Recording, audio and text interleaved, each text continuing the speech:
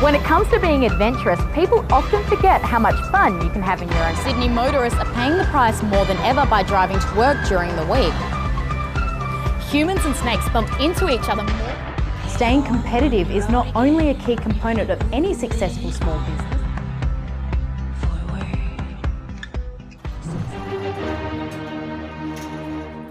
Wow, this is absolutely amazing. When it comes to being adventurous, people often forget how much fun you can have in your own backyard. For Sydney-siders, this is a must-see experience. At 268 metres above street level, the Skywalk is twice the height of the Sydney Harbour Bridge, making it the highest open-air experience for locals, tourists and the occasional corporate group. There is literally a 360-degree view of this beautiful city, and if you're brave enough to walk across the glass floor viewing platform, you'll get a bird's eye view of the hustle and bustle right below your feet. So if you're after the ultimate outdoor experience, come and join me right here at the Sydney Skywalk. For now, I'm going to check out some of the landmarks. I wonder if I can see my house from here. Sydney motorists are paying the price more than ever by driving to work during the week.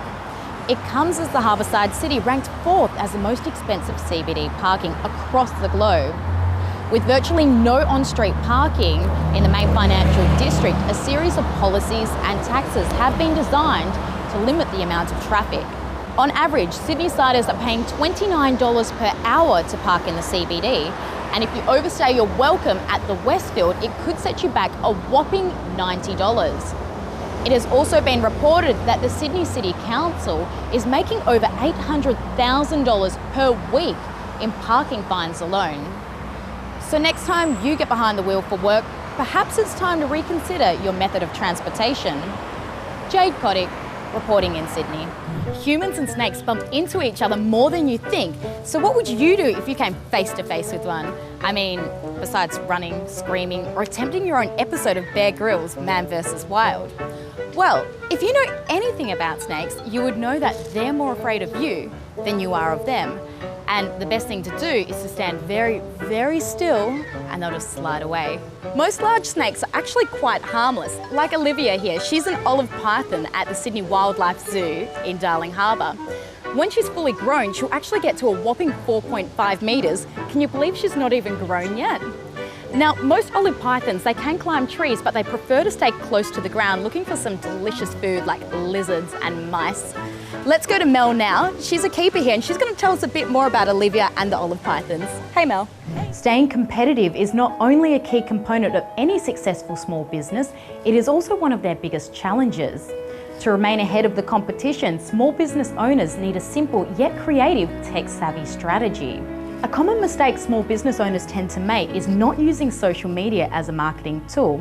From Facebook, Twitter, Instagram, YouTube, or even LinkedIn, social media is a powerful broadcasting tool that reaches a much larger audience than just the yellow pages. Today we're going to speak to Mark Brennan from the Daily Business News, who's going to show us how to monitor your social media traffic in a way to gain more clients and in return, stronger business transactions. Welcome, Mark. Today we're looking at the Thompsons' house, and over the last 2 years all the children have moved out, leaving Jane and Steve with an empty nest which is far too large for them. So they've decided to downgrade. There is a problem though, and that's the economy. You see, they bought this house 6 years ago when the housing market was booming, and if they sell in today's conditions, they will be forced to sell at a much lower price than what they bought it for. So what's the solution? Rent it out and wait for the right time to sell. Not all is lost though. The Thompsons can still afford a cosy apartment somewhere by the coast, yet close to the city and in a quiet neighbourhood. So you can see why they've chosen the exclusive and beautiful streets of Double Bay. So let's go meet the Thompsons now and see if any of the 5 apartments I have chosen them tickle their fancy. 8 men with links to outlaw motorcycle gangs will appear in a Melbourne court this morning. It comes after the men were charged with a wide range of offences, including illegal drug and firearm possession. Police are working to stamp out bikie crimes, offering up to $1 million for information on illegal activity. A woman armed with a knife has held up a service station in Adelaide. Police say the suspect entered BP in South Beach around midnight demanding cash from the attendant. She fled the scene with a small amount of money, a finger bun and a packet of chips. Now over to sport. And Melbourne Storm's Cooper Cronk has taken out the Dally M NRL Player of the Year award for 2013. But all eyes were on the Wags last night as Laura Dundovich took out Best Dressed on the red carpet. That's all from me for now. I have more for you in the next update.